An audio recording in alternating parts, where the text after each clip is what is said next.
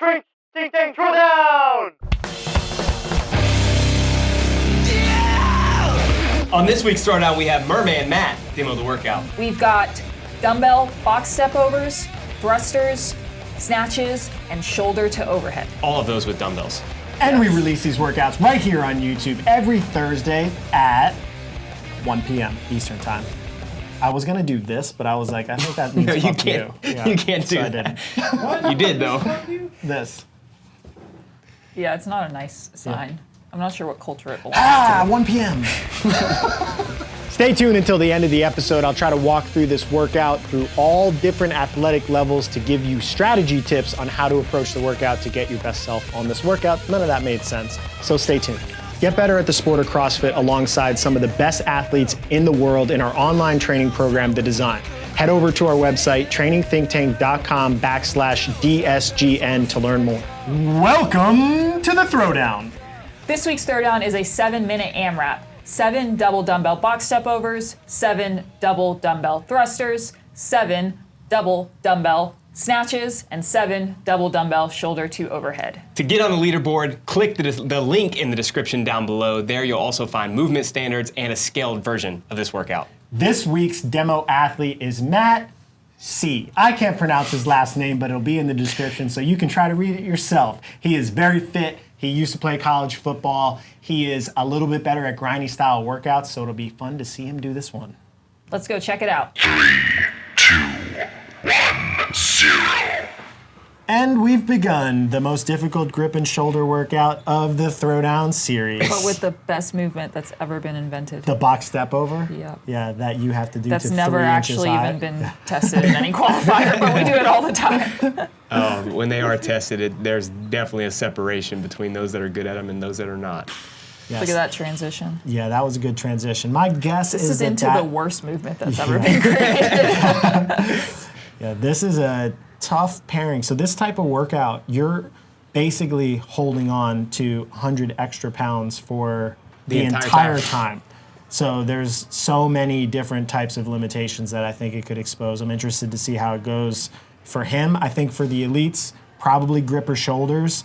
I think before that, it could be like heart rate, just for people like holding on to something under tension for even 2 minutes in a workout could be tough. Yeah, we talked about this last week with the kind of DT gymnastics variation in the Summer Sizzler, but breaking this up early may help you because, I mean, he did 1 round already in a minute.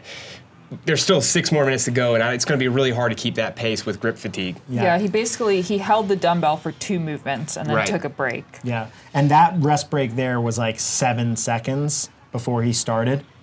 Be curious to see. So if his first round was a minute and he started at around a minute 10, that means really the whole round is a minute 10. Right. If you're looking at it from round to round, which means he would get like 6 rounds in this workout, which... Man, he's going for it. Yeah, he's moving well right now. I definitely would have a huge grip limitation, and maybe even the shoulders, because it is, I mean, the snatch, the thruster, and the shoulder overhead, and even the holding on a box step over is all kind of shoulder intensive, especially for the way that I feel when I'm doing it. So I would think maybe fast dumbbell box step overs, take a break, maybe fast thrusters, and then break the other movements so that I can keep my grip under control. Yeah, this might be a movement that I break up and don't touch and go the whole time. Yeah, you can use a 4-3 or a 5-2 into the shoulder to overhead. Yeah. That's a smooth transition into You the can next also movement. put the dumbbells down and rest bent over for a second. You don't even have to like stand back up and leave them down. So he's really moving. Yeah, no, he looks really good right now. Shoulder overhead looks solid. I think that's probably the easiest of the movements. I would say the box step overs, even though Mia would disagree, is the hardest. He was 220 to finish that round, and this rest break was about 15 seconds. So he's pretty close to his opening pace on that first round. Are you able to hold it, Matt? That's what we will see 7 soon. minutes is such a tricky time because it looks so short, but Yeah, it feels like a put the throttle down type distance or time, but maybe not It so is much. not. Well, the other thing too is 7 reps on all of these is just enough. It's like, well, yeah, I should go unbroken on all of these, but again, like warning so there's against a longer that. Yeah, so broke we're there. at 3 minutes now. We got the first shake and the first breakup of the strategy that he used for the first 2 rounds. Oh, so he finished the box step overs unbroken. He just broke before the thrusters. Right, but he was going step over into thrusters Yeah. without breaking. We did also allow for people to rest the dumbbells on the box. I think it's a good idea if you're going from step overs to thrusters to do that so you don't have to bend over and pick them up. But I don't know, some people might prefer that than turning and picking them up from waist height. Yeah. That would definitely be my preference. I like picking them up off the box. It's definitely much easier. He's doing a lot of this stuff with his hands. too. Yeah, I mean, you it's know a when you lot. start to see people shake their hands, do this type of stuff, that they're just trying to get blood flow into their Let's hands. set a rule right now. Are we allowing people to wear grips in this workout? I feel like we shouldn't. I No, feel like yeah. that should be put. Yeah, you know what? In the movement standards below, you'll notice we say no grips for that. Little. That makes That's a an huge uncommon difference. uncommon movement standard. If We're not that's, allowing it if this you're time. ever in an in-person competition and they do allow it or they don't not allow it, then do it because Yes. everyone else is going to do it, and it's a Yes. huge advantage. Yes, but for training Right. purposes and for I don't know, for Max training being a bully purposes, purposes. For us trying to push you out of your comfort zone, don't wear them. Well, we did see people wear them for the max deadlift in the Yes, the I last, saw that. last chance qualifier, which Yeah. I thought was pretty silly, but they didn't say anything about Yeah. it. So, if you have the opportunity, like Mia said, use them. But definitely in training, I would not. All right, we're back to the step overs. So You can this see they're is slowing down. Is this round 4? This is his 4th round. All right, so we're in round 4. We're at 4:35. See how long this round takes. I have a feeling it's going to be not the fastest. One thing to still think moving about in well. the step overs is maybe crossing all the way over. As long as you stay within the vertical plane of the box, you don't have to put the second foot on. Grip. You're grip, gonna grip, kill grip. some people when they go try to do that. Make sure you practice it before the workout. Yeah. Well, if you have that skill, that's just so much faster. So you could do 7 really fast, then take a break Yeah. and still be ahead to someone that goes slower. We have noticed that and trained it. At in-person competitions, you can't really do it because the box is a little bit too wide for that. Yes. But if they do come out with step overs in any online qualifier or in the open, if you're allowed to go over the box in that one step, it makes a huge difference. I think we calculated it was 10 seconds over the course of like 7 reps when Yeah, the it's elites were doing it. Super, super Yeah, fast. it was really fast. Also, you'll notice that the veins in Matt's arms are exploding. So that's probably an indication. After he finished the workout, he came over and it looked like he had fire hoses running down his arms. And I was like, oh. He has a whoop on, and his arm meat, I guess, was like exploding outside of it. I've never heard that term before. Look at the arm meat he's got. All right, so we're coming up on the 6-minute mark. We just I going liked over the that, how shoulder he needed overhead. a break. He took it at the 6th one and then went overhead and transitioned right in the shoulder overhead. Very really smart, smart. Matt. Yeah. His movement speed on the shoulder to overhead could be a little bit slow. If you cycle those really quick and you basically get to lockout and come right back down, you can save a lot of time. It's just something to be careful of because I know all of the on-site athletes that we had in that workout that they crushed got minor penalties for that. Hey, our team didn't get any penalties for that. Nice. Well, that's because you take pauses overhead. You can see his grip is just absolutely blown this Yeah. last round. He's great at grinding, and he still had to put the dumbbells down. Yeah, you could see that it's like going down into the bottom of his hands, and he's kind of having to hold his elbows up. He's aware of the clock right now, so he's trying to push. It's definitely something that you're gonna. Well, I'm glad you got it up there. That would be so bad. Basically body curled it up. What a What a finish. grinder. All right. Good job, Great Matt. job. man. Very well done. Pace fell off a little bit. Expect that. A lot of grip. Let's talk about it on the whiteboard. All right, my friends, this workout is challenging and tough on your grippy. So let's talk about how to break down the workout and think about where you're gonna lose the most time. If you look at the movements, the box step overs and the double dumbbell snatch are going to be the biggest time sucks and also probably the 2 most difficult parts of the workout. Thrusters are very hard. However, if grip fatigue is going to be the major limitation, kind of softening your grip, using your front rack, resting it on your shoulders could potentially take some of the stress away from your grip. And shoulder to overhead cycles so quickly that it's a really fast movement and you can be at grip failure and still work through pretty quickly.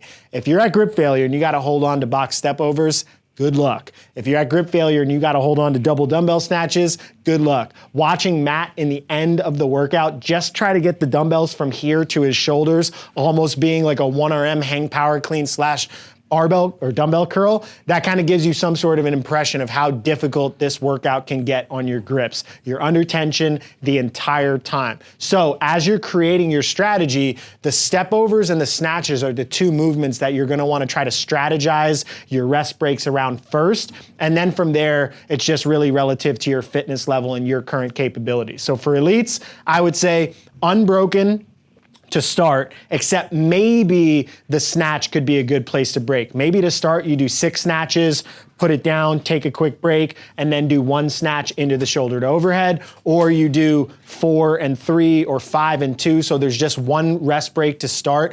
I do think this type of workout, it's beneficial to get a little bit out ahead of the clock, because at some point, if you do get to grip failure, there's really nothing you can do. You can't give yourself a cue to be tougher, to work faster. If your hands aren't working, you can't pick up weight. So be prepared for some sort of deterioration and break up, I'd say, the snatches and the box step overs as your first 2 things. If you're starting out and you're going after elite scores, you're trying to go over 4 rounds, say, in the workout, I definitely recommend a start unbroken. Then as you get to failure, snatch and box step overs are the first things that you start to break.